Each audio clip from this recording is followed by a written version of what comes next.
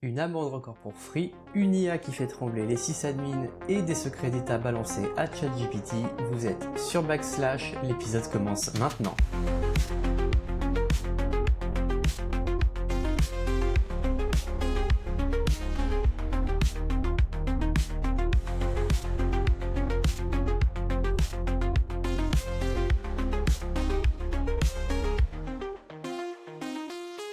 Bonjour à toutes et à tous, bienvenue dans le tout premier numéro de Backslash, votre capsule mensuelle d'actu cyber et tech. Je m'appelle Clément et je serai votre hôte pour cet épisode, et avec moi, l'homme qui débusque les failles avant même qu'elles n'existent, Johan. Comment vas-tu ? Ça va et toi ? Ça va super. Et pour compléter le trio, notre grand Jedi du SOC, j'ai nommé Florian. Bonjour à tous. Bonsoir messieurs, ça fait plaisir de se retrouver tous les trois ici puisque ce podcast c'est un projet qu'on travaille depuis quelques temps quand même, mine de rien. Enfin. Ouais, exactement. Est-ce que, vu que c'est le tout premier épisode, est-ce qu'on donne quelques indications, quelques infos sur justement l'objectif du podcast, un petit peu comment on a prévu de le structurer ? Ça peut être pas mal pour savoir ce que les gens écoutent. Je vous laisse la main, vu que moi je vais beaucoup parler ce soir, puisque c'est moi qui vais faire l'animation de l'épisode. Ok, je veux bien me lancer. Bon, alors après, ça fait 6 mois qu'on travaille sur le truc sans avancer, donc peut-être que l'idée a muté entre l'idée de base et ce qu'on va sortir. C'est de la cuisine. Voilà. L'idée, c'est d'avoir une mensuelle sur la cybersécurité, donc format podcast, éventuellement format vidéo en fonction de si on sera... si on est courageux ou pas, avec du coup une revue d'actualité et des sujets un peu plus approfondis. Est-ce que vous avez des choses à ajouter ? Voilà, après simplement tour d'horizon général évidemment sur actu à chaude, actu froide, on va dire, enfin surtout un peu concentré sur le froid parce que bon le chaud maintenant c'est vraiment du heure par heure hein, finalement vu les contextes, mais le tout c'est de savoir qu'en fait justement pour tous ceux qui sont pas forcément friands du podcast, qui ont pas forcément le temps d'écouter tous les jours, qui trouvent pas de créneau, et notamment aussi pour tous ceux qui veulent des visions un peu plus macro finalement de la cyber plutôt que des choses très techniques comme on peut en trouver assez souvent justement sur les formats audio-vidéo. Bref, c'est de ratisser un peu large pour les étudiants et aussi pour les RSSI et autres postes un peu plus haut niveau, on va dire, sur la cyber et moins technique. On n'a pas envie de faire la course à l'actu chaude, d'être les premiers dessus, parce que de toute façon on n'a pas le temps, on a tous un travail à côté, là on le fait vraiment à côté du boulot, c'est plus un plaisir pour le moment qu'autre chose. Et du coup on enregistre fin janvier, et comme ça on peut faire un peu le bilan du mois de janvier qui est quasiment fini. Je pense qu'on va faire ça un peu sur chaque épisode, on fera un deuxième épisode fin février, et on fera un peu le bilan de ce qui s'est passé, et ainsi de suite, si ça marche bien. Et puis... creuser quelques sujets de temps en temps, pas s'interdire de se faire des petites cartes blanches aussi sur des sujets qui nous tiennent à cœur, sans mauvais jeu de mots, pardon. Et pourquoi pas aussi des invités, hein. Ça clairement on en a aussi parlé, hein. Pas pour le début, je pense qu'il faut d'abord qu'on crée un peu le rythme de croisière, mais en tout cas, on s'est pas non plus interdit de faire ça. En tout cas, avec grand plaisir de se lancer là-dedans. Et donc, pour entrer un petit peu dans le vif du sujet, je vous propose de démarrer directement par la revue d'actu. La revue d'actu, comme c'est la première, je récapitule rapidement. La revue d'actu, c'est chaque chroniqueur a listé 2-3 actualités maximum du mois qui sont intéressantes, sur lesquelles on va revenir. Et voilà, 1 minute à 2 minutes pour chaque actu, pour parler un petit peu de tout ça. Et on commence par toi, Johan. Un sujet assez chaud avec Microsoft qui, en termes de collaboration, semble avoir... changer un petit peu son paradigme. Oui. Alors, faut pas être surpris, mais oui, l'actualité, c'est suite à un article de Forbes qui explique qu'en fait Microsoft a confirmé collaborer avec le FBI pour notamment aider à déchiffrer les disques dans certaines affaires en cours. Alors, c'est pas du tout surprenant hein, qu'un éditeur comme Microsoft collabore avec le FBI. Là où par contre c'est un peu plus intéressant, c'est de la manière dont ils le font.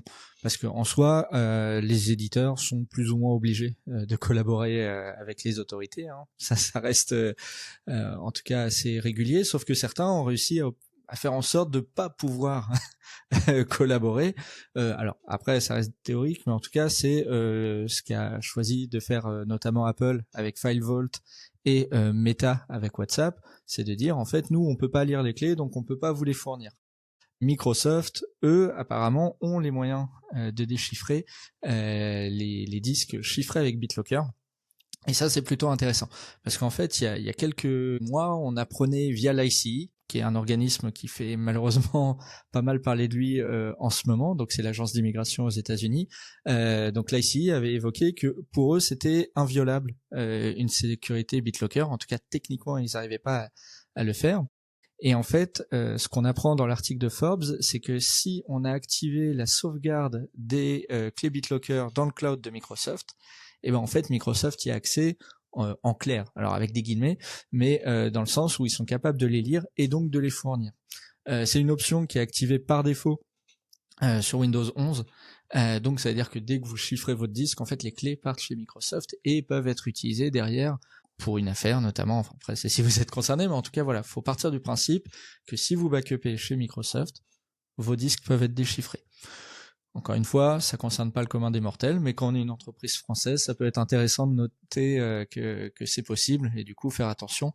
Donc ça peut être soit en ne sauvegardant pas les clés sur les serveurs de Microsoft, ou tout simplement en passant par un système de chiffrement tiers qui n'est pas lié à l'éditeur du système d'exploitation. Voilà. Tiens, d'ailleurs, en parlant de clés qu'on peut laisser traîner, qu'on peut se faire voler, Free vient de se prendre un retour de bâton historique de la CNIL. Tenez-vous bien, 42 millions d'euros. C'est le montant record de l'amende que la CNIL vient d'afficher à Free pour le vol massif des données de 24 millions d'abonnés. Tout commence en octobre 2024, un hacker de 16 ans s'introduit dans les serveurs de l'opérateur. On ne parle pas ici d'une attaque d'État super sophistiquée, mais d'une exploitation de failles assez élémentaire. Le bilan est catastrophique, nom, adresse et surtout tout ce qui est RIB, IBAN de millions de Français qui se retrouvent en vente sur le Darknet. Donc ce jeudi 13 janvier 2026, le coup près est tombé, la sanction est historique, 27 millions d'euros à l'encontre de Free Mobile, 15 millions d'euros pour la maison mère Free. Pourquoi une telle sévérité de la part de la CNIL? D'abord pour la négligence technique, c'est ce qu'ils reprochent dans leur communiqué, un accès VPN trop faible et une détection d'intrusion quasi inexistante. On admettra que c'est un peu léger pour un géant des télécoms, mais le vrai scandale selon la CNIL est ailleurs, c'est la rétention des données. Free Mobile conservait les dossiers de millions d'anciens abonnés des années après leur résiliation. Résultat, la CNIL exige un grand ménage sous 6 mois sous peine d'astreinte financière, 50 000 euros par jour de retard, rien de très grave. Toujours dans ce sujet-là, puisque c'est le record d'amende de la CNIL, c'est la sanction la plus lourde liée à une violation de données, je précise parce qu'elle a fait des records sur Microsoft, Amazon, etc. Mais là, on parle vraiment de violation de données. C'était pas pour des violations de données pour les GAFAM. Et donc la dernière fois qu'il y avait eu un record sur les violations de données, c'était 1 million d'euros. Donc là, on est sur un record 42 fois plus grand que le précédent. C'était pour un sous-traitant qui, à l'époque, avait aussi subi une violation de données. C'était en 2022. Face à ça, faut quand même relativiser, parce que je rappelle que le groupe Iliad, qui est vraiment la maison mère au-dessus de Free, le groupe Iliad fait 12 milliards de chiffre d'affaires en 2024, donc on reste quand même plus proche de l'amende de stationnement que du séisme financier. Free conteste déjà devant le Conseil d'État, dénonce une sévérité inédite. Moi j'ai envie de dire, pour les abonnés, le mal est quand même fait, les données sont disponibles sur la toile, à tout à chacun. Toujours plaisant. Toujours. Florian, on va quitter le terrain juridique pour un outil qui fait trembler les sysadmins, j'ai nommé CloudBot. Si on était dans une grotte, je pense qu'on serait passé à côté, mais là c'était difficile de passer à côté. Moi en tout cas, mon feed YouTube qui est parsemé en ce moment d'orchestration, automatisation N8N et puis autres Cloud Code, là c'est fait pourrir par CloudBot, qui maintenant a été d'ailleurs rebrandé Moldbot depuis le 27 janvier 2026, notamment par Anthropic et Claude, qui a dit en fait c'est un peu proche quand même au niveau sonorité.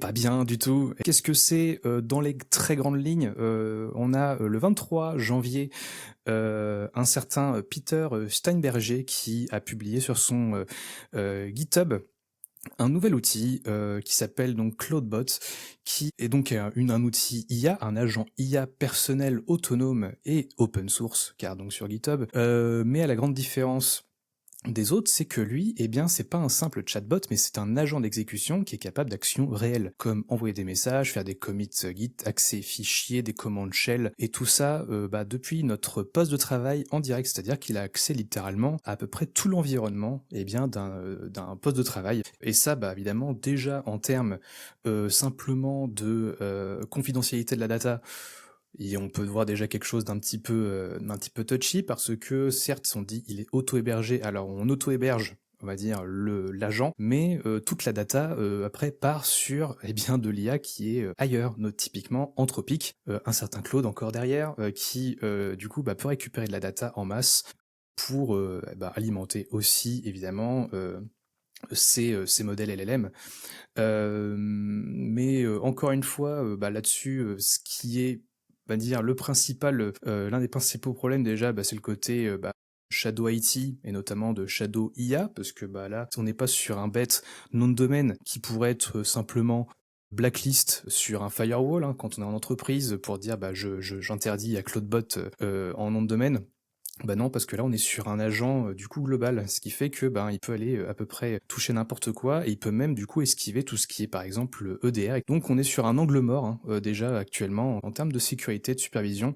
Donc on est sur de la Shadow IT un petit peu énervé. Et en plus de ça, avec le trend qu'on lui connaît maintenant, parce que ça a été vraiment téléchargé pas mal de fois, j'avais d'ailleurs noté le nombre d'étoiles qui s'étaient pris côté 4 plus 82 000 étoiles GitHub en 72 heures, ce qui est plutôt pas mal. Énorme, oui. Et on peut dire ça en termes de viralité. En tout cas, toujours est-il que malgré ça, on a tout un tas de personnes technophiles qui ont plus ou moins de considération pour la cybersécurité, c'est-à-dire pas grand-chose pour la plupart du temps, on s'est retrouvé avec pas mal d'instances exposées directement sur le web, donc des instances Cloudbot, parce que évidemment lui il ouvre un port pour pouvoir interagir avec l'extérieur, et le souci c'est que on s'est retrouvé avec plus de 900 instances accessibles, et notamment on pouvait récupérer entre autres des clés API Anthropic, OpenAI, des tokens OAuth de Slack, Gmail, Discord, stockés en plain text par Cloudbot, enfin Moltbot. Bref, tout ça évidemment sans contrôle vraiment pour ces cas-là. Après maintenant, on a aussi Apple qui doit se frotter les mains, parce que aussi une explosion de vente de Mac Mini, parce que tout le monde dit il faut un Mac Mini pour faire tourner ça. Tu peux mettre un orchestrateur externe au final. Oui. Si le modèle est pas local, en effet. Oui, c'est ça. En plus, c'est surtout ça, parce que ça partout. Oui. Je me suis pas risqué personnellement à le tester, à le déployer, parce que j'avais pas le temps et la flemme, mais j'ai pas vu en tout cas d'interconnexion possible avec un modèle local, donc je vois vraiment pas du tout l'intérêt de le mettre sur une machine type Mac Mini, d'autant plus, sachant que ça pourrait tourner sur un Raspberry, si on part de ce côté-là. C'est actuellement un vrai angle mort, et puis un vrai trou énorme qui pourrait se propager. Seulement 900 instances exposées selon Shodan, ça me paraît peu, mais je pense que si on gratte encore un petit peu dans les prochaines semaines, ça risque de pas mal exploser encore, et voilà, encore plein de boulot. Les dégâts pourraient être assez déments, ouais. Ouais, je pense aussi.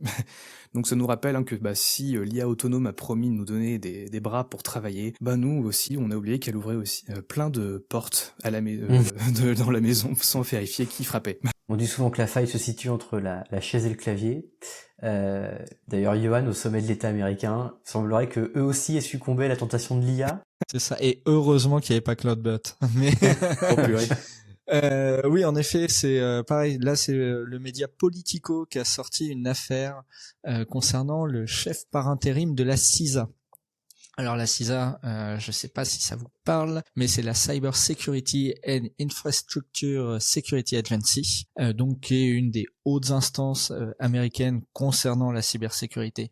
Entre autres, ils ont pas mal de responsabilités.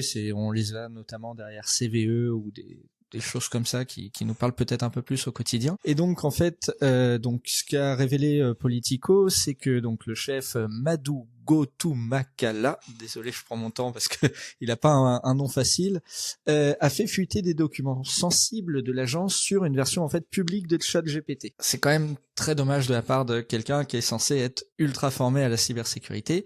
Donc en fait, ce qui est important de retenir, c'est que c'était pas des documents classifiés. Mais ils étaient tous tagués quand même avec For Official Use Only, ce qui est une dénomination qui indique pour un usage interne uniquement. Donc on n'est pas sur du classifié, mais on est quand même sur du documents assez sensibles. Heureusement, dans le cas présent, alors ça n'a pas été détaillé de manière technique, mais en fait les mécanismes anti-fuite de données de la CISA se sont déclenchés et ont permis déjà d'arrêter la fuite rapidement. Donc quelqu'un a dû venir toquer à sa porte en disant qu'est-ce que tu fous, et en tout cas d'aller voir un peu les documents qui avaient été fuités, si derrière il y avait des données sensibles qui avaient été exposé, on va dire, sur ChatGPT. Voilà, la technicité a pas été forcément trop détaillée, mais ce qu'on sait, c'est que la fuite a rapidement été détectée. Ce qui est dommage, en fait, c'est que du coup, ce directeur-là, encore une fois par intérim, donc à mon avis, il vient de sceller le fait qu'il était intérimaire. Oui. Déjà, c'est une des plus hautes instances. Il fait partie des gens les mieux formés normalement, et surtout, en fait, c'est lui-même qui avait demandé une dérogation pour pouvoir utiliser ChatGPT sur son poste, parce que normalement c'est interdit là-bas. Bon, c'est quand même dommage qu'il ait demandé une autorisation pour faire ça. On pourra pas dire qu'il n'était pas au courant du risque. Et le second point d'ailleurs dont je voulais parler, c'est un tweet que j'ai vu passer sur ChatGPT qui expliquait qu'il y a des gens qui ont tendance à copier-coller dans le ChatGPT du texte, à le caviarder, dans le sens où c'est là où il retire les éléments sensibles avant de l'envoyer. Oui, j'ai vu et ça. En fait, ce qui a été vu, c'est que c'est déjà envoyé à partir du moment où vous le collez dans le dans le formulaire. Donc voilà, ne faites pas ça. C'est un second point pour éviter de fuiter des infos. J'avais vu passer sur Twitter une trend comme ça où en fait ils essayaient de montrer que quand tu demandais à une IA de caviarder un texte, elle était prédictible, et donc en fait on pouvait potentiellement faire un rollback, revenir en arrière en lui fournissant en fait le texte caviardé, parce qu'avec le peu de mots qu'elle avait dans le texte, s'il y a suffisamment de choses qui sont pas caviardées, en fait de pouvoir recréer ça. Je crois que c'est quand il y a eu des nouveaux documents de l'affaire Epstein qui étaient beaucoup caviardés. J'ai vu passer ça sur les réseaux sociaux. En tout cas, merci Yvonne, et ça fait peur de voir le niveau de certaines hautes instances aux dirigeants en cyber. Montrer l'exemple, c'est toujours important. Ouais. Est-ce que vous aimez partir en vacances? Est-ce que vous aimez partir en voyage? Plutôt. Eh bien, c'est le moment sponsor du jour. Je ne vous l'ai pas dit, mais j'ai déjà trouvé un sponsor pour l'émission. Ça, c'est Non, cool. Je plaisante. Non. Je vous envoie dans les étoiles, mais pas pour rêver, plutôt pour constater les dégâts, puisque l'Agence spatiale européenne, elle commence l'année 2026 sous le signe d'une enquête criminelle. L'intrusion, elle est confirmée, mais l'ampleur réelle du préjudice, c'est encore un point d'interrogation. Tout commence en septembre 2025. Un groupe baptisé, alors désolé, mais Scattered Lapsus Hunters, il pourrait faire des un peu connu, ouais. Un peu connu, mais pas beaucoup plus facile à dire. Il pourrait faire en sorte d'avoir des noms au moins faciles à dire.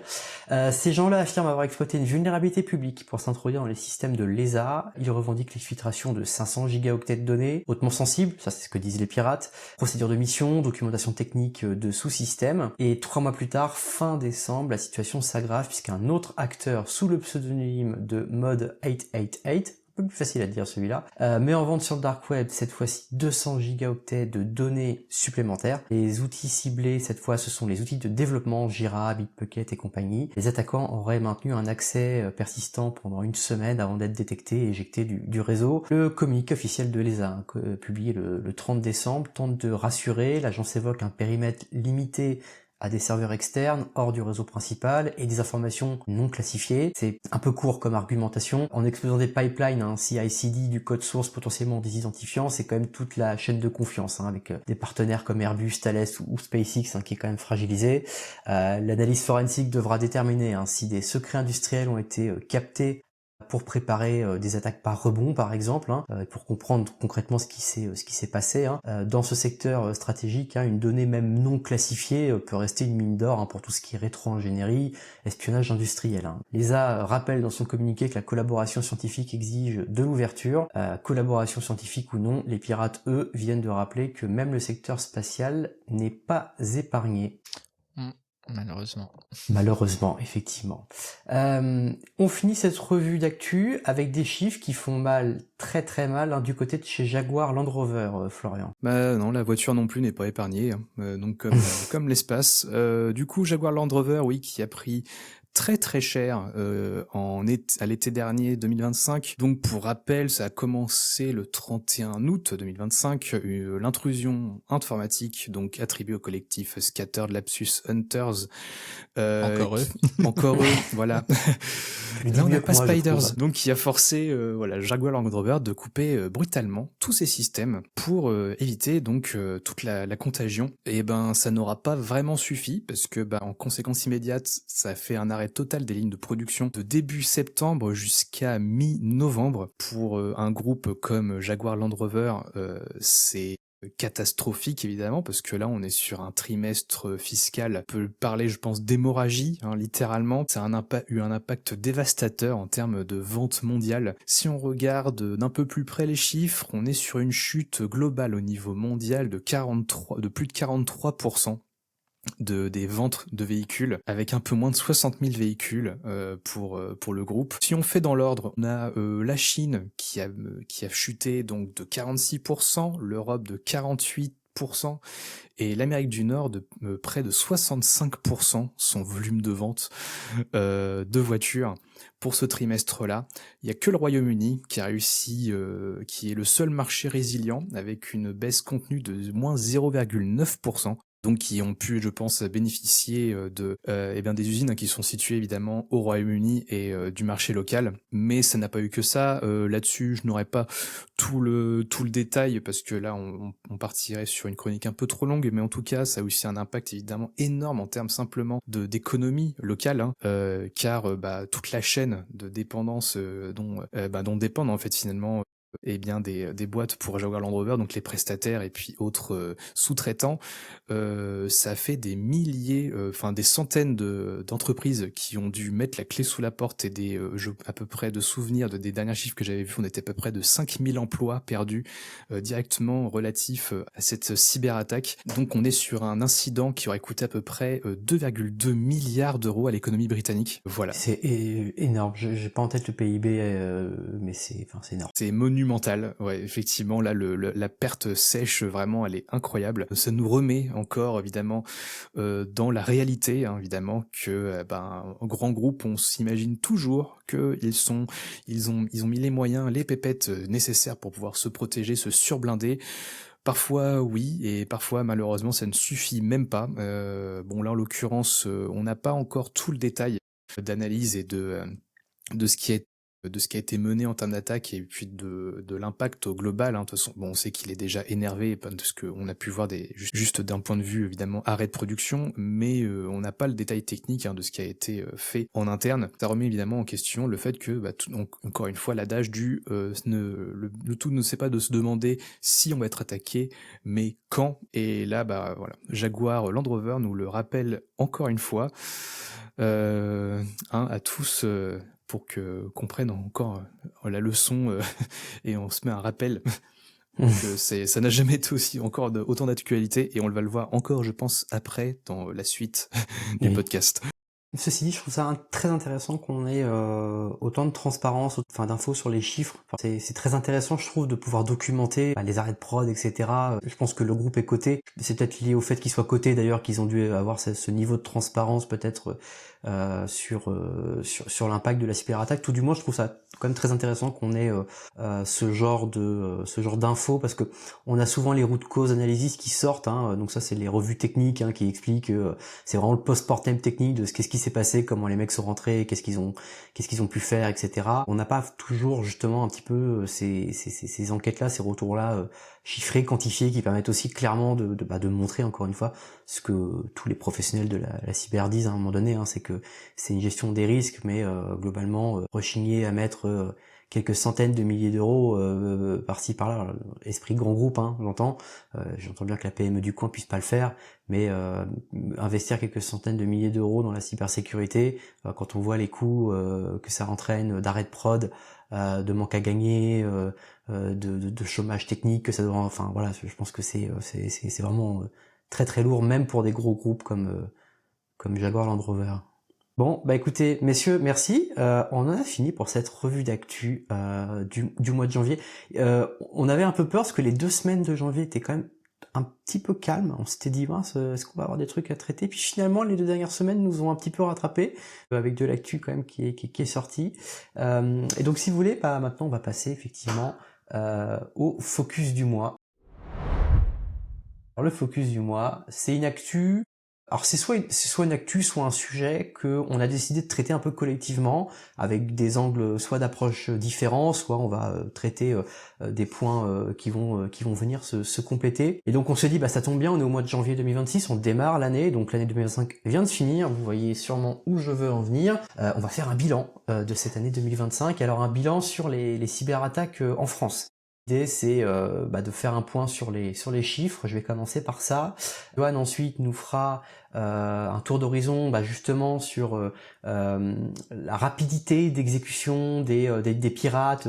Il y a de l'IA, etc. Mais il y a aussi tellement de data disponible que on peut créer des scénarios de phishing qui sont extrêmement sophistiqués.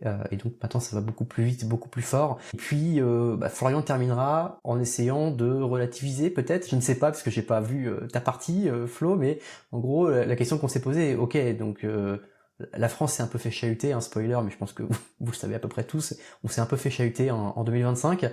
Est-ce qu'on est pire que nos voisins? Est-ce que c'est la norme? Est-ce qu'on est meilleur que nos voisins? Voilà, on va aussi se poser cette question-là parce que c'est toujours intéressant de se comparer aux autres sur ces sujets-là.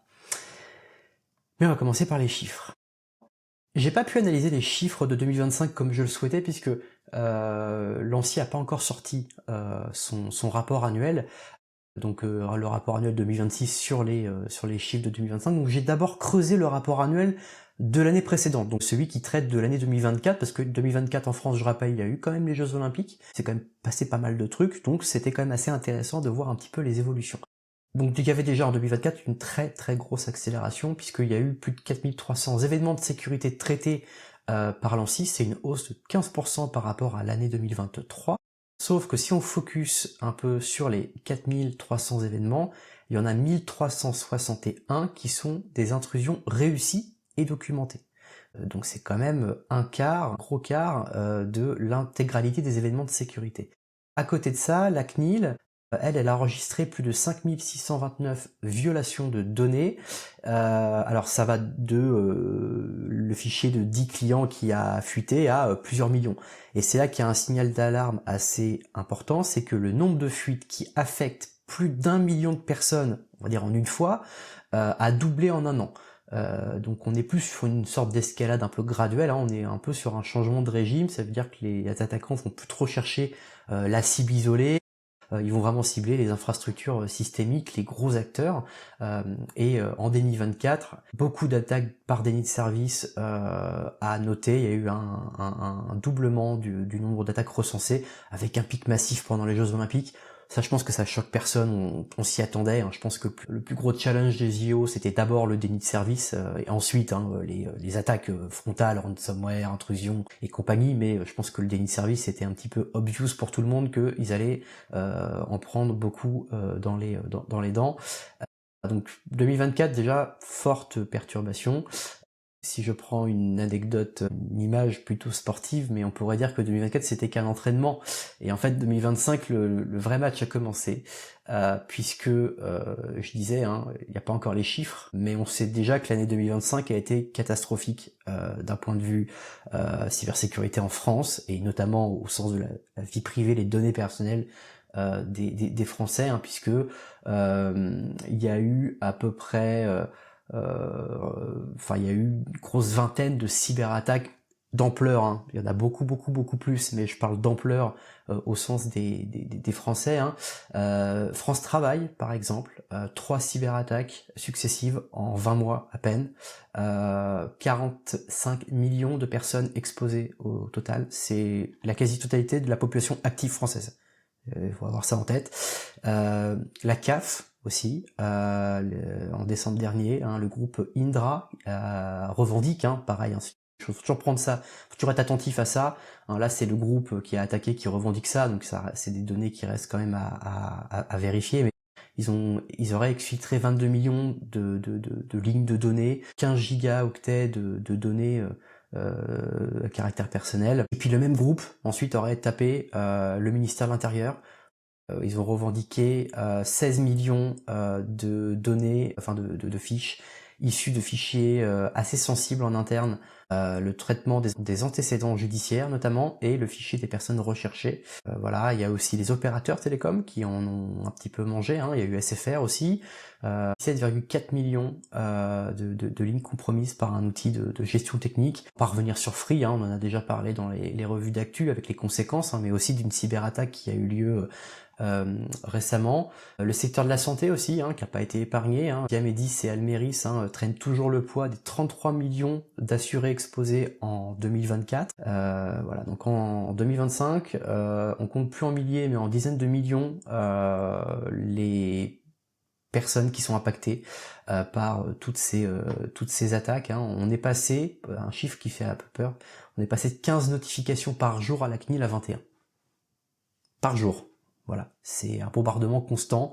La CNIL a récemment d'ailleurs dit on nous demande de faire, on a 10 fois plus de travail et on a toujours le même budget. Ils ont un peu sonné la sonnette d'alarme à ce niveau-là. Voilà. Donc ça, c'est des chiffres un peu catastrophiques. C'est quand même intéressant quand on retourne sur le document de l'ANSSI qui date de qui traite de 2024. Ils avaient quand même alerté il y a un an sur des infos, voilà. Plus de 50% des opérations de cyberdéfense ont ciblé un seul et même point faible en 2024, les équipements de bordure. En gros, vos pare-feux et vos VPN. aka les équipements qui sont censés empêcher les gens de rentrer dans le réseau ou de sécuriser les accès distants au réseau. C'est quand même un peu dommage que le truc qui est censé te servir de muraille, permette, en tout cas, ait des trous béants. On parle plus de meurtrière, alors on parle vraiment de fenêtres grandes ouvertes où un humain peut passer dedans. Si j'arrête, je continue avec mes images. Donc, dans son rapport et dans les différentes prises de position, l'ANSSI avait demandé aux organisations de durcir leur système, hein. Apparemment, le message est un peu tombé dans le vide, hein. Gros manque de double authentification, le fameux MFA, hein, ça reste la porte d'entrée royale. C'est un sujet qui, alors il n'y a pas encore de chiffres officiels qui sortent, mais on sent bien que s'il y avait eu du MFA dans plusieurs systèmes, ça aurait permis justement d'éviter certaines cyberattaques, certaines intrusions. Et il y a une tendance lourde qui se dégage aussi, c'est l'attaque de la supply chain. Ça veut dire que les attaquants ont compris parfois que attaquer des gros acteurs en frontal, c'était parfois un peu trop dur. Donc en fait, ils passent par les sous-traitants.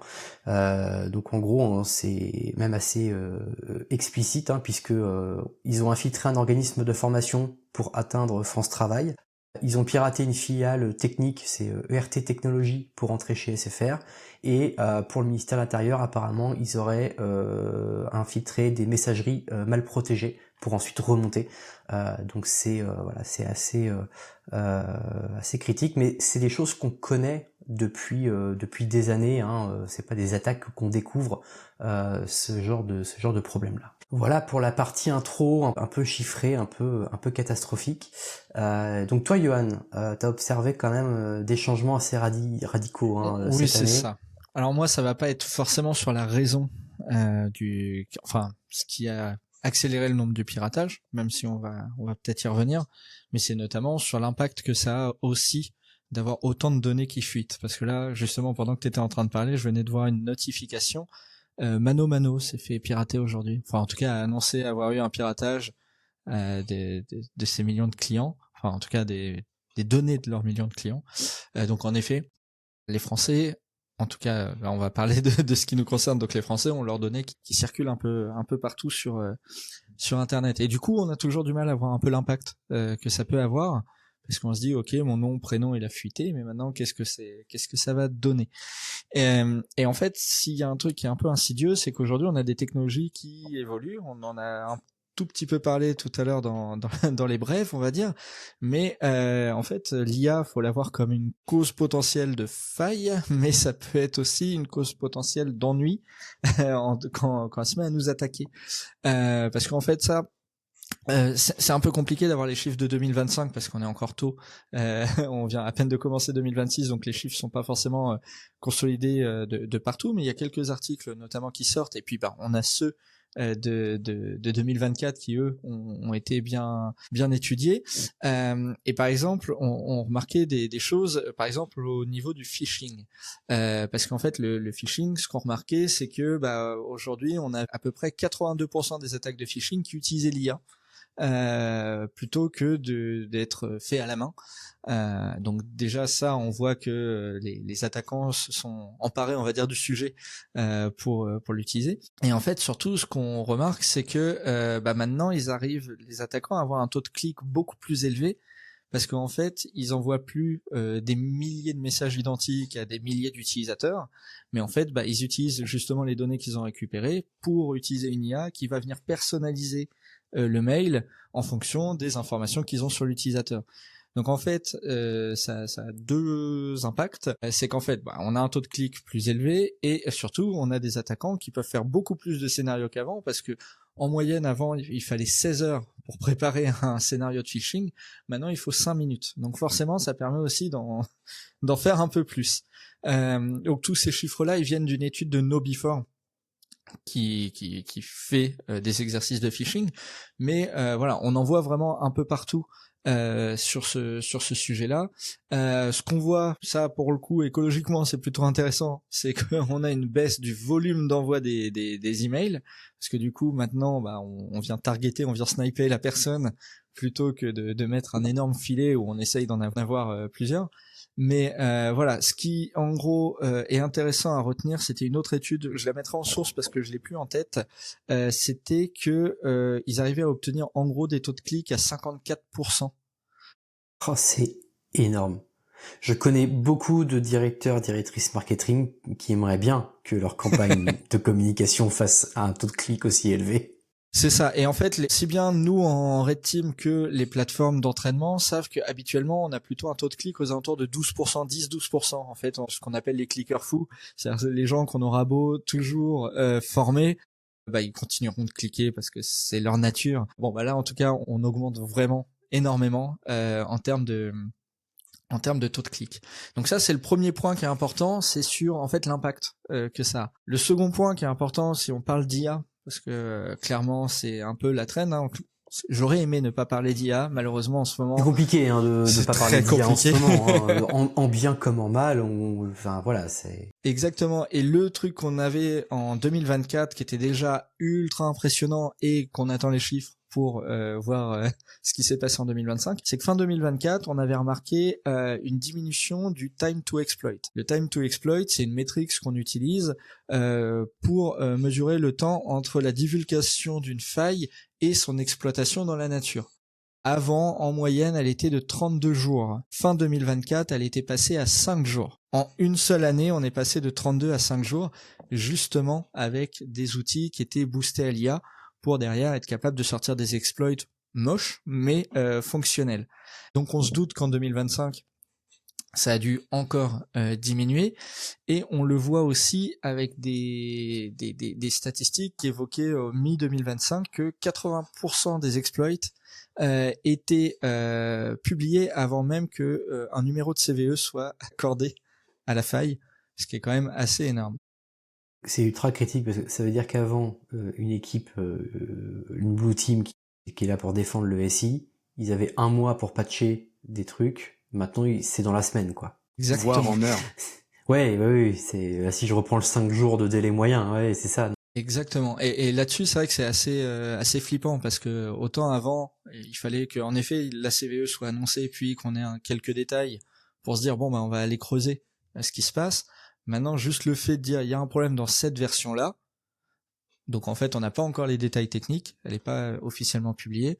Bon derrière on peut faire des diffs, demander à une IA de travailler sur le sujet, et puis voilà, c'est là-dessus c'est vrai que c'est assez bluffant. Enfin en tout cas nous on l'utilise de plus en plus en Red Team, mais du coup en effet il faut se douter que les attaquants aussi le font de leur côté. Et enfin, c'est la semaine dernière, ou il y a 2 semaines, les chercheurs de Checkpoint qui ont pointé du doigt un malware, en tout cas un framework nommé Voidlink. Je ne sais pas si vous en avez entendu parler, qui, si je me souviens bien, target précisément les infrastructures cloud. En fait, c'est un framework qui a été apparemment, d'après les chercheurs de de Checkpoint totalement développé par IA. On est sur du vibe coding de malware et du coup apparemment qui a une architecture ultra avancée, qui est plutôt bien structurée avec des plugins, etc. Et en fait, si on sait que ça a été développé par IA, c'est tout simplement parce que les chercheurs ont réussi à le détecter et à le documenter parce qu'il y avait des failles, certains de ces composants qui ont permis d'accéder à des pages qui n'étaient pas protégées, etc. Et en fait, ils ont pu trouver des documentations de développement, en gros les sprints, ils étaient en agile, les devs, très clairement, et avec des marques de Claude, typiquement, qui disaient bah j'ai fait ça, j'ai fait ci. Donc voilà, on est sur du vibe coding de malware. Et apparemment, Voidlink va encore faire parler de lui parce qu'il a l'air plutôt performant en termes de dégâts. Donc voilà, en tout cas, ce que je voulais évoquer, en plus de ces fuites de données, c'est de dire, voilà, on a déjà une accélération naturelle parce que ça rapporte de l'argent, mais en plus, maintenant, on a un outillage pour aider à exploiter ces failles et aider à exploiter les données qu'on en ressort. Donc c'est vrai que là-dessus, ça devient très compliqué de vivre avec ces éléments. Puis même maintenant, c'est les ransomware même les nouveaux types de ransomware développés full IA maintenant qui sont de vrais ransomware polymorphiques qui avant c'était plus un abus de langage qu'autre chose, mais maintenant ouais, ça a été vraiment observé des vrais malware et ransomware particulièrement et qui s'adaptent totalement à son environnement en fonction de où est-ce qu'il atterrit. Et ça, pareil, c'est assez fou à regarder. En termes d'efficacité, justement, pareil, c'était sorti en quelques jours à peine sur des forks publiés en public. Non, ça devient vraiment, vraiment flippant. Même quand on fait le tour d'horizon après du first, juste en publication de Vuln sur l'année 2025 qui a encore bondi. On est à presque 50 000 publications de CVE sur 2025 avec des prédictions à presque 100 000 pour 2026 sur les scénarios pessimistes. 70 000 largement atteignables pour eux. Bref, ça devient dément en défense. Ça devient vraiment hyper difficile à caper pour être en mesure de contrer ça, quoi. Moi, ce qui me terrifie là-dedans, c'est que t'as plein de petites fuites, enfin, t'as plein de grosses fuites de données, mais si toi t'es concerné, c'est pas forcément toutes tes données qui sont leakées. En fonction des services, t'as pas les mêmes infos. Le truc, c'est que maintenant, quelqu'un qui récupère plein de leaks avec de l'IA, c'est facile maintenant d'aller traquer parce que il y a des trucs qui sont compliqués à enlever. Les emails, les numéros de téléphone, c'est souvent là-dessus en fait que les comptes sont un peu liés puisque c'est des ID de connexion pour la plupart. Ou tout du moins, c'est des identifiants, c'est des données uniques. T'as beau mettre un nom fictif sur chaque compte, quand t'es obligé de recevoir des informations par texto ou des trucs comme ça, ou des sites qui n'ont toujours pas implémenté de vrai TOTP et qui t'obligent à foutre ton numéro de portable pour que tu puisses recevoir un SMS, c'est d'un côté un niveau renforcement de la sécurité, sauf que s'ils se font attaquer, bah ton numéro il fuite. Et aujourd'hui, bah tu prends une IA, tu fais une corrélation entre les différentes données et t'arrives à sortir un profil et je suis sûr que il y a des mecs qui ont chez eux Clément Michel, il habite à tel endroit, il a tel numéro de téléphone, tel numéro de sécu, il est rattaché à telle caisse, à tel machin, parce que moi aussi malheureusement je suis dans les leaks comme dans beaucoup de monde, et ça c'est assez flippant parce qu'avant on était un peu protégé encore de ça, ok il y a des leaks mais ça reste des petits bouts de données à droite à gauche et ça coûte trop cher, ça prend trop de temps de tout de forcément tout rassembler. Là aujourd'hui, vu comment l'IA est peu chère en termes d'utilisation, c'est assez sûr que ça c'est fait et effectivement je comprends la logique d'avoir des scénarios ultra bien ficelés qui tombent. Ouais. J'ai encore vu le cas aujourd'hui, pendant pas plus tard qu'aujourd'hui au travail, un collègue qui a eu un smishing justement pour une livraison smishing à l'adresse du SMS, je sais pas si c'est juste par SMS et en gros qui reçoit un SMS d'un transporteur qui dit qu'il va passer pour donner une livraison au bureau, donc à l'adresse du bureau, et en redirigeant vers un lien avec notamment dans nom de domaine son nom-prénom, suivi derrière d'un TLD, je sais plus lequel, enfin, en tout cas qui était vraiment pour le coup hyper personnalisé avec nom-prénom.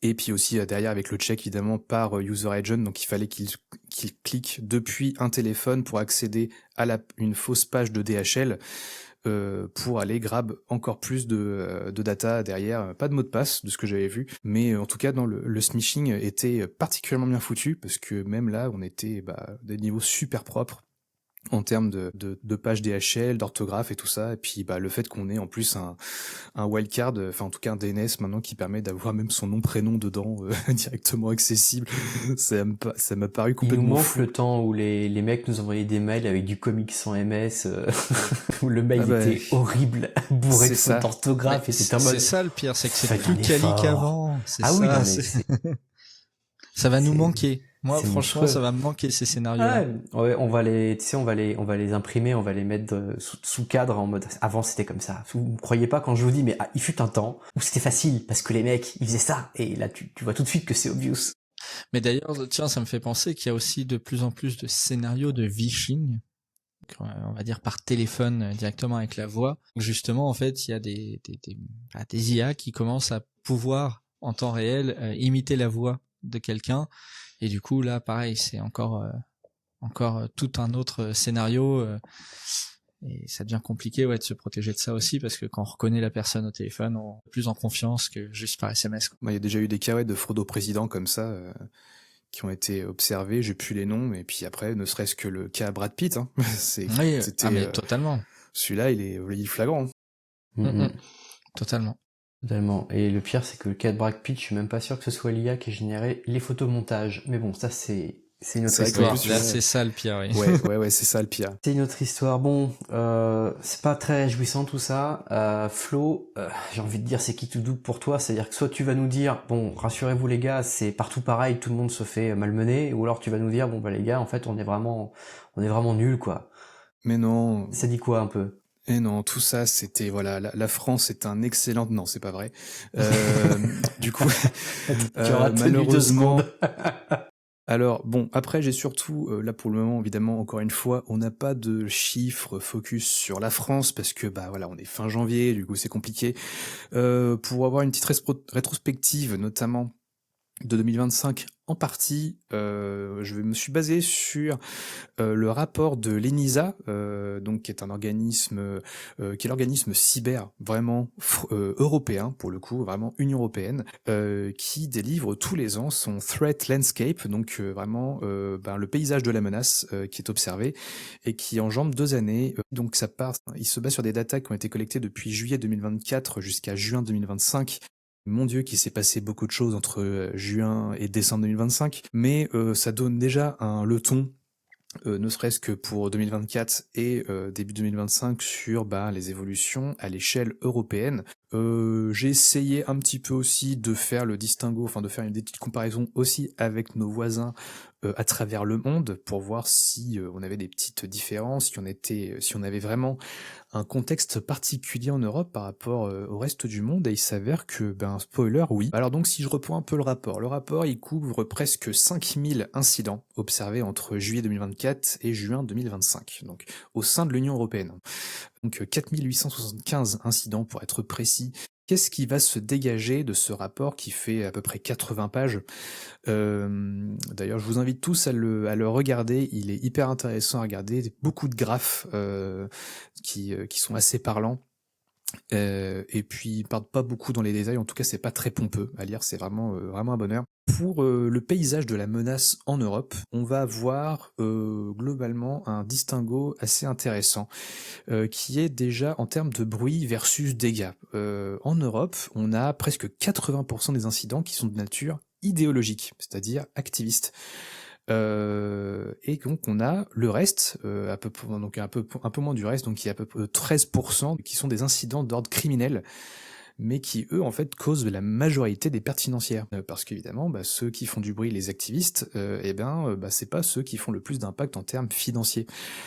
Et c'est là justement où on a cette distinction européenne par rapport aux autres, c'est que nous on a beaucoup on est très finalement dépendant du contexte géopolitique, dans le sens où nous, il y a la guerre en Ukraine, on est juste à côté, et finalement on se prend pleine balle, et les activistes notamment, russes, en tout cas russophones, car si on regarde un petit peu, en termes d'attaque déjà, on a la domination du déni de service. Ça représente 40% globalement du volume total des attaques qui sont sur cet observatoire, donc de presque 5000 incidents. Voilà, ça c'est vraiment ça qui crée le bruit de fond un peu constant, avec toujours comme on a pu l'observer, pas forcément sur l'Europe, mais en tout cas sur d'autres instances, des records toujours battus en termes de terabits seconde envoyés dans la tronche des cibles. On en arrive, je crois, aux dernières nouvelles, on était à plus de 10 téra, je crois, secondes, ça devient totalement délirant en termes de bande passante. C'est le groupe La Poste qui s'est pris une très très très grosse attaque par déni de service très peu de temps avant Noël, là, quelques jours, 2-3 jours avant Noël. Ouais, c'était ça, ouais, effectivement. J'ai plus les détails techniques, mais ouais, c'est vrai qu'ils ont publié d'ailleurs récemment là-dessus pour faire un petit rétexte. Et je l'ai pas étudié d'ailleurs, mais effectivement, ça a J'ai été... chopé un chiffre, j'ai pas eu le temps d'aller le vérifier, mais on serait à 3,5 milliards de paquets par seconde au plus fort de l'attaque apparemment. Ouais. Bon, Il y a après, il y a quelques cartes réseau qui ont dû chauffer à mon avis, ouais. la Livebox en tout cas a pas dû apprécier, ça c'est clair. Mais et puis en tout cas voilà, donc le DDoS, ça reste évidemment, c'est pas vraiment une surprise, le plus gros des attaques, parce que c'est le plus facile, le plus automatisable, et celui qui demande le moins finalement de compétences derrière, et surtout quand on a des gros réseaux de botnets à notre service qui sont un peu ça et là à travers le monde. Ensuite, on a évidemment le ransomware qui reste toujours la menace numéro 1 en termes d'impact financier et opérationnel. Ça, évidemment, je n'apprends rien à personne. Là-dessus, on va avoir pour qui... Enfin, déjà, on va se poser la question de qui attaque l'Europe, en vrai. Donc, on a les fameux activistes et puis les criminels, mais ça représente qui, finalement, en Europe ? Eh ben en Europe, on est surtout dominé par le no-name 057 qui a 60% des revendications d'attaque sur les pays européens et qui ont comme principale motivation des soutiens à la Russie et anti-OTAN. Et avec leur plateforme DDoSia, notamment pour faire, je vous le donne en mille, des actas DDoS. Ouais, c'est fou. Laissez pas présager. Non, pas du tout.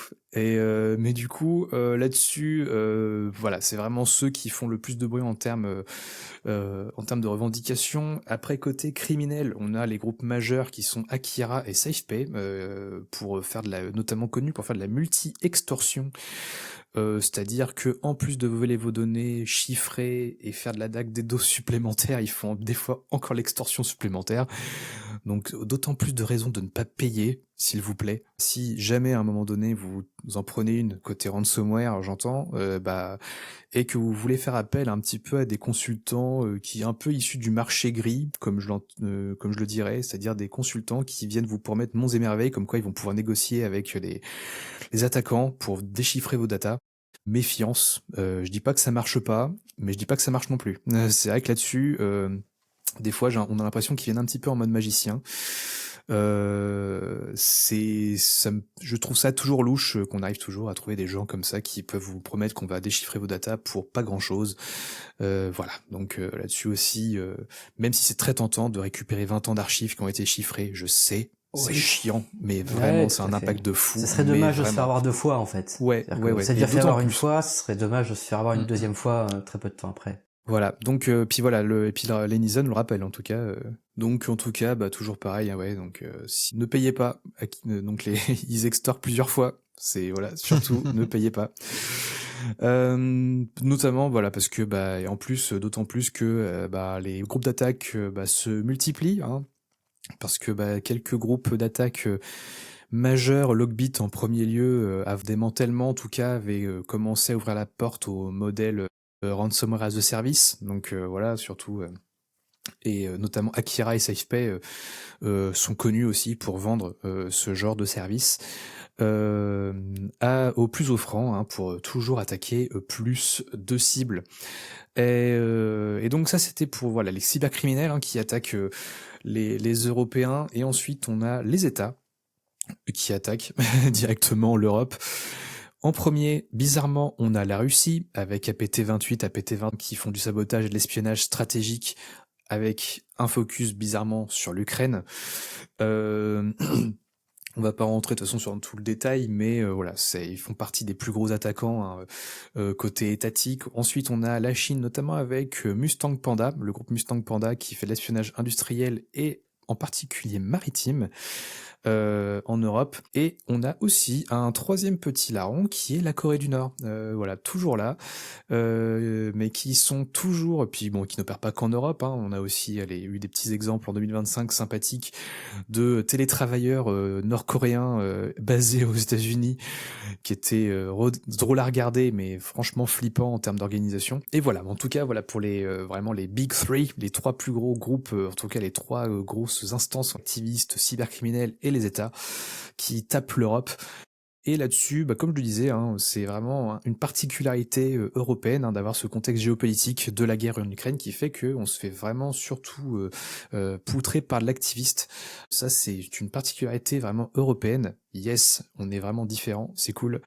Ensuite, pour les portes d'entrée, bizarrement, le phishing, il est le roi du monde, comme d'habitude. Pourquoi ? Parce que l'IA... Bon, je ne vais pas refaire ta chronique, Johan, ne t'inquiète pas. Mais bon, voilà, des explosions de failles dans tous les sens, les CVE, voilà, l'ENISA aussi le mentionne. On avait sur la période, ne serait-ce que de juillet 2024 à juin 2025, on avait déjà une augmentation de 27% des vulnérabilités divulguées. En un an, en comparant la période d'avant. Et puis les attaquants sont aussi plus rapides à exploiter. Encore une fois, on fait des redites, mais c'est toujours intéressant. Voilà, on était à 245 failles exploitées activement listées par la CISA, voilà, par le biais de leur catalogue KEV pour les Non-Exploited Vulnerabilities. Et puis moi j'ai mon bot N8N qui me sonne à peu près tous les jours pour me dire « Hey, au fait, il y a une nouvelle vulnérabilité qui est exploitée dans la nature. » C'est assez fou. Peut-être un record battu pour 2025 ou 2026, je ne sais pas. Et pour les victimes, du coup, qui c'est qui se fait le plus taper sur la tronche en Europe ? Eh ben, on a numéro 1, yes, l'administration publique, avec 38% des attaques, donc ciblées pour le symbole et la déstabilisation politique, évidemment. Et mine de rien, la France, elle encaisse 27% des attaques en Europe. Oui, quand même. Ouais, quand même, hein, c'est pas dégueu. Et voilà, ça c'est, on est franchement, on est bien haut sur le podium en termes d'administration publique qui se fait taper. On aurait dû ajouter ça aux Jeux Olympiques de 2024, on aurait eu une médaille d'or en plus. J'ai pensé exactement à la même vanne que toi, vraiment, quand je faisais mes notes. Ouais. Écoute, ça nous fera mourir tous les deux. Voilà, c'est ça. Et ensuite, on a deuxième secteur, notamment la cible facile. C'est toujours facile d'aller taper sur le plus faible, c'est la santé. Voilà, avec 243 attaques par ransomware, donc sur le secteur observé, sur la période observée, pardon. Évidemment, secteur vulnérable parce que sous-financé et critique. Voilà, puis là, évidemment, on paie plus la rançon pour sauver des vies. Ah c'est ça d'avoir le cœur sur la main, on fait des bêtises, mais voilà, c'est malheureusement, plus sérieusement en tout cas, c'est vraiment ceux qui s'en prennent le plus dans la tronche et qui ont le plus d'impact au niveau vie humaine. En tout cas, au niveau impact humain, je crois qu'à l'heure actuelle, on a eu que 1 ou 2 morts recensés qui étaient causés en tout cas par une attaque par ransomware. J'en ai pas vu d'autres depuis, c'était pour un hôpital allemand de souvenir en 2024, mais j'en ai pas revu depuis, en tout cas dans les actualités. Ensuite, on a la finance qui se fait taper, 11% des incidents majeurs, mais plus difficile parce que très mature niveau défense, évidemment, plus de pépettes, plus de moyens, ceux qui ont déjà travaillé. Plus de réglementation aussi. Hein. Et plus de réglementation, évidemment, grâce notamment à Dora, où justement, ils sont beaucoup plus à même d'être capés face à ces attaques. Et puis en dernier, on a les transports pour justement le côté logistique, maritime, etc., qui peut paralyser directement des chaînes d'approvisionnement. Et puis maintenant, si on fait un comparatif un peu global sur la France, sur la spécificité française versus le reste du monde, eh bien, la France, elle est, on est médaille d'or des attaques DDoS contre l'administration, justement. On est les champions du monde sur les DDoS, sur l'administration publique. Cocorico. Ensuite, on a les fortes pressions sur l'espionnage étatique APT28, notamment qui est documenté par l'ANSSI sur cette période-là. Et aussi, l'ENISA rapporte que on a un retard sur la transposition de la directive NIS 2. Ah bon? Ne vous en fuyez pas les RSSI, je sais que c'est normal, ça fait partie des symptômes. Juste en France ou de Ouais, manière enfin ouais, globale ouais, c'est vraiment spécificité pardon française d'être Mais qu'est-ce qui en fait qu'on ne retard. peut pas passer il y a un problème à l'Assemblée? Mystère. Ah. Nous ne sommes pas un Mais podcast voilà. politique, je le rappelle. Non, c'est vrai, c'est pas de politique dans mon podcast. Et je me suis retenu de dire que pour le secteur de la santé, c'était bientôt fini parce que tout allait mieux aller niveau budget. Donc, tu vois, je me suis retenu. Et puis voilà, puis donc pour terminer, donc sur petit retour d'horizon, si on prend voilà le contexte mondial, on pourrait avoir pour des projections que l'ENISA fait à travers notamment aussi le FMI, des coûts globaux estimés à presque, enfin à près de 23 milliards de dollars de coûts, d'impact sur d'ici 2027. Ça commence déjà, ça commence à causer. On se rapproche quand même de PIB, hein, de pays. C'est assez fou en termes d'impact financier. Et puis pour le reste, après, non, j'avais pas forcément retenu parce que c'était pas forcément hyper intéressant là-dessus. Non, mais en tout cas, si on doit évidemment faire un petite tendance, simplement, bah évidemment, l'IA, pareil, ça restera l'arme principale pour, ça a été confirmé en tout cas sur l'année 2025, sur le reste de l'année 2025, et ça se confirme pour 2026. Et pour terminer un peu le mot de la fin, et ben au final, le rapport de l'INISA, ça nous lance un avertissement clair. La cyber n'est plus un sujet technique, c'est devenu vraiment un thermomètre direct de nos tensions géopolitiques. Et vu la température de 2025, surtout de début 2026, on peut dire que la fièvre, c'est pas près de retomber. Merci Donald pour tout ce que tu fais. Merci. On a dit pas politique. Je commente. J'ai pas dit que c'est bien, c'est pas bien ce qu'il fait. Juste, il fait des trucs, donc il se passe des choses, tu vois. Ok, on peut faire ça. Ok. C'est un baromètre. Et voilà, il faut pas me dire qu'en ce moment, l'Iran, Venezuela, Groenland, il se passe des trucs, quoi. Bon, merci, merci Florian. Je sais pas si je suis plus rassuré avant ou après ton intervention. Si, on est médaille d'or. C'est vrai, je retiendrai ça. Mon cerveau décide de ne retenir que ça pour me protéger moi-même. J'ai presque envie de débrancher ma box. Alors du coup, je vous propose de passer à la dernière partie de l'émission. Je crois pas qu'on en ait parlé au début, pour ceux qui sont encore là. On va finir un petit peu en légèreté, puisqu'on a préparé un petit jeu. Le jeu, il y en aura un peut-être à chaque fois. Il y a pas de médaille d'or, hein, Flo, Johan. Par contre, il y a quand même un challenge très important pour le jeu, c'est-à-dire que celui qui gagne ce soir n'aura pas à organiser le jeu pour la prochaine émission. Je le rappelle, on l'a validé ensemble, cette règle. Donc, attention, donc ça va jouer bien sûr entre vous deux, puisqu'il faut bien qu'il y en ait qui anime, et moi ça m'arrange bien. On est sur quelque chose que les gens en podcast ne pourront pas voir. Les gens vont pas pouvoir voir en podcast, mais on va leur expliquer. Donc, le jeu que vous découvrez, c'est un mélange entre le bon vieux Jeopardy, pour ceux qui vont régulièrement à l'année du hack, au hack, et qui connaissent qui veut gagner des bitcoins, ils reconnaîtront la logique. On innove, et donc j'ai fait un mix entre un bon vieux Jeopardy et tu te mets combien. C'est-à-dire que vous avez en face de vous 6 catégories. Alors je vais donner les catégories: hacking au cinéma, console de jeu, programmation, culture internet, hardware, science-fiction. C'est les 6 catégories, et dans chacune des catégories, il y a 5 questions. Plus vous allez vers 5, plus vous êtes un expert ou un hardcore du domaine, et plus vous allez vers 1, plus si vous ne répondez pas à la question, il faut vraiment vous remettre en question peut-être sur vos compétences sur le domaine.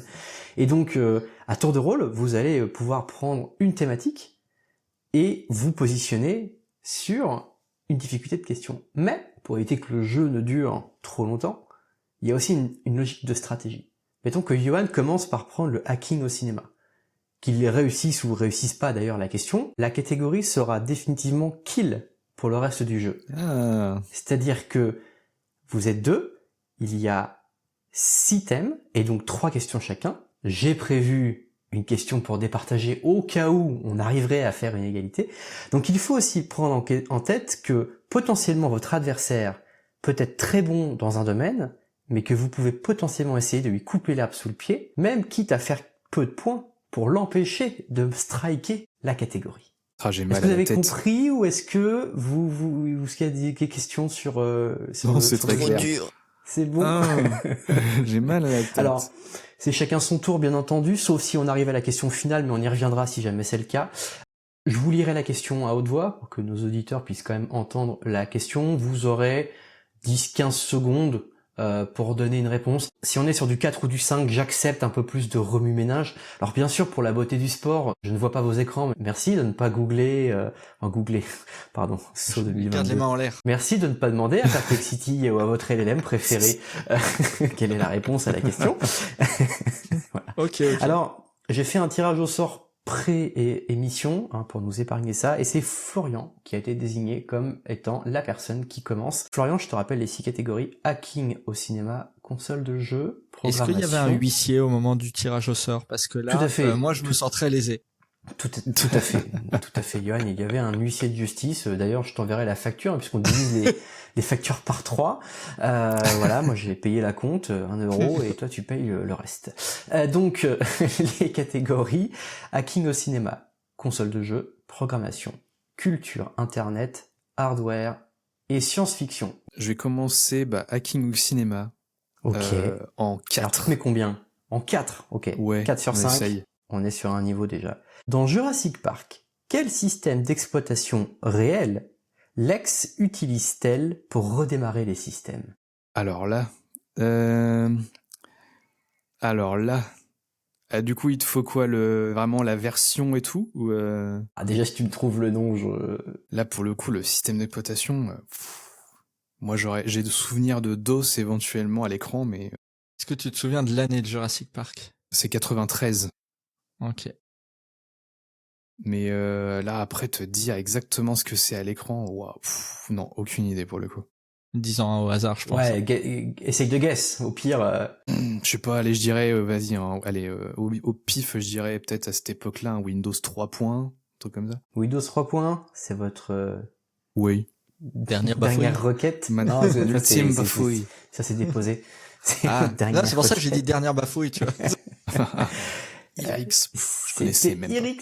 Moi non plus. Moi, je t'avoue que moi j'ai découvert des trucs aussi. Voilà, la fameuse phrase "It's a unique system, I know this" pour ceux qui regardent en anglais. Et oui, un J'ai 4 sur 5. espéré. Flo, tu t'es peut-être vu plus beau que tu ne l'es sur cette J'ai catégorie. espéré la question sur Matrix, Exactement. mais voilà, c'était... La question sur Matrix, Raté. s'il y en a une, ça devait être la 1 ou la 2, très clairement. Et je pense que ça devait être genre, c'est quoi le nom, dans quoi est Neo, un truc comme ça. On est vraiment sur un niveau très très bas. Donc 0-0 à la sortie de cette première Zut. de cette première partie. Johan, il te reste 5 catégories. J'ai envie de la jouer safe. Je 3 rappelle sur que- les je rappelle consoles que- de jeu. Le but est de marquer des points, à un moment donné, d'avoir Oui, plus de non, points mais que votre c'est, adversaire. Je sais pas si 3, ça va, je vais là. peut-être pas Oh. préciser au début, mais donc Non, console parce que de j'ai jeu envie de 3. tenter le En fait, j'ai envie de tenter le 4 pour être Ouais. fair play, tu vois. Oui, mais le comme problème, Flo c'est a que ça va tenté être le une 4, date à la con. Je le sens. Tu vois, C'est je sens possible. qu'il y a une date derrière le 4. Du coup, on va faire le 3. c'est pas impossible. Mais c'est vrai que tu as vu l'exemple. Flo est parti sur 4 et au final, il a 0. Donc, Ouais, on c'est pour valide ça. console de jeu 3. Ouais, allez. Allez, c'est parti. Quelle console est la première à avoir intégré un port Ethernet de série pour le jeu en ligne? Alors, je sais que la Dreamcast en avait. Donc, j'ai envie de répondre la Dreamcast parce que j'ai pas souvenir sur la Saturn. Donc, ouais, Dreamcast. La Dreamcast? Ouais. Eh oui, la Dreamcast de Sega. Visionnaire, mais trop tôt. Oui. Et Ah c'était un Windows. Alors non, enfin, en plus je crois que c'est une blague là-dessus. C'est que sur toutes les Dreamcast, tu avais un super logo Windows Embedded Edition. Et en fait, si je me souviens bien, c'était un partenariat qui était avec Windows, mais ils ont pas eu le temps de le faire. Du coup, en fait, t'avais le logo, mais t'avais pas un vrai Windows dedans. Voilà. Je crois qu'il y a une histoire comme ça. Voilà, c'est Jean-Michel à peu près, mais il y a une histoire comme ça. En tout cas, Johan, tu remportes 3 points, ça fait donc 3-0 pour Johan. Florian, il te reste programmation, culture internet, hardware et science-fiction. C'est le moment de te refaire. Partir sur science-fiction à 2. Je la joue Allez, safe. on joue la sécurité. Ça se Science-fiction trouve. à deux. Quel auteur célèbre a formulé les 3 lois de la robotique dans des ouvrages de science-fiction? Asimov, Tu valides? Isaac Oui. de son prénom. Oui, on n'en est pas non plus là. Asimov est tout à fait accepté, effectivement. C'est donc 2 points pour Florian, ça fait 3 points pour Johan, 2 points pour Florian. Il reste 3 catégories. On a fait quasiment la moitié. On a fait la moitié du jeu, pardon. Johan, qu'est-ce que tu prends? Vas-y, 4 en culture internet. Internet 4, ouais, ok. Tu te rappelles qu'Icare s'est brûlé les ailes, hein, en allant trop près du soleil. Oui, ben on verra. Ah ouais, c'est parti. Quel animal est devenu l'emblème de la crypto-monnaie Dogecoin? C'est un 4, ça? C'est un Sérieux 4. Et bah, du coup, c'est un chien. Alors il faut être plus précis. C'est un 4. Ah, du coup, Ah c'est oui. pas l'animal, c'est la race de l'animal. Oui, bah quel animal, il faut préciser. C'est un Shiba.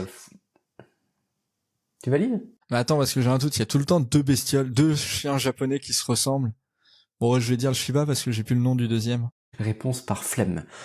Hop, et là. C'est bon. Oui, un chien de race Shiba Inu. Ça aurait été pour 1 point, tu vois, je te l'aurais, ça aurait essayé le chien et tout, mais là, il fait quand même, voilà. Ouais, non. Bon, Mais oui. Non mais 4 points. Ouais, non, mais J'ai 4 eu points. quel est le système d'exploitation utilisé Oui, par bah, écoute, personnage secondaire dans film de 1993. Écoute, j'ai Excusez-moi.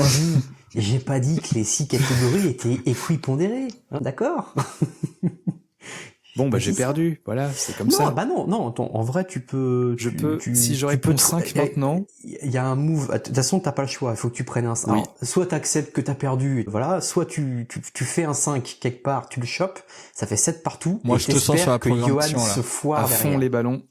Les hardware en 5, c'est parti. Ah, bah, en 5, oh là. Quel est le nom du bus informatique utilisé pour connecter des cartes graphiques modernes? Bah, c'est du, enfin, là, attends, le bus, du coup, on parle de la connectique. Là, c'est pour connecter des cartes graphiques entre elles ou les connecter à la carte mère. Ton avis? Parce que c'est du PCI.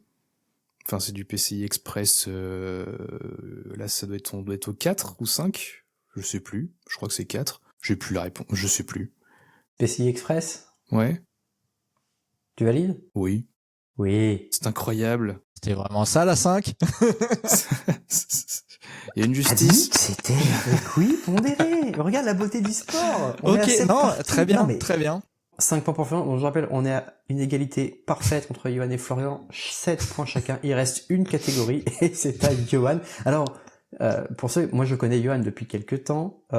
Vous allez tout de suite voir le personnage. Vous allez voir tout de suite si Johan est un pleutre et va prendre programmation 1 ou si c'est un joueur et qui va au moins tenter un 2, 3. Après, l'histoire te jugera, mais vas-y. Non, De toute parce façon- que là, je sais très bien ce que t'essayes de faire, c'est de taper mon ego. Non, pas loin de moi Allez. cette idée-là. Mais je me suis embêté à faire une question bonus, donc je me suis dit, bon bref, vas-y, prends la catégorie. Ok, vas-y. Ah mais non, parce que attends, non, il y a le truc de l'organisation. Non, parce que Oui. j'allais me faire Ah oui, il y a de Je l'enjeu. rappelle, le J'allais perdant être doit sport. organiser le prochain jeu. J'allais être sport, mais tu sais ce qu'il y a. Enfin, je suis encore plus flemmard que sportif. Du coup, programmation 2. Pour pas être un Programmation 2. pleutre. Ouais, pour juste être un pleu. On voit le pleutre, mais je suis un pleu. Programmation 2. Que signifie l'acronyme Non, nique-toi. HTML?